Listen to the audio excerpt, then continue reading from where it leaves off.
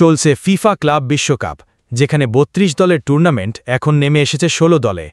Group পর্বে কিছু চমক দেখা গেলেও শেষ ১৬-এ জায়গা করে নিয়েছে পিএসজি ও চেলসির মতো বড় দলগুলো। তবে অ্যাটলেটিকো মাদ্রিদ এবং এফসি পোর্তোর মতো দলকে বিদায় নিতে হয়েছে। ব্রাজিলের ৪টি ক্লাবই সফল হয়েছে, কিন্তু আর্জেন্টিনার বোকা জুনিয়র্স এবং রিভার প্লেট বাদ পড়েছে।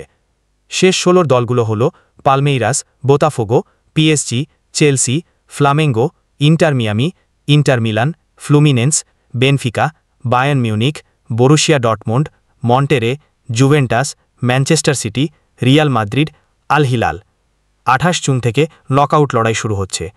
২৮ জুন পালমেইরাস খেলবে বোতাফোগোর সাথে, ২৯ জুন বেনফিকা বনাম চেলসি এবং পিএসজি বনাম Inter Miami. ৩০ June Flamengo Bayern মিউনিখের মুখোমুখি হবে।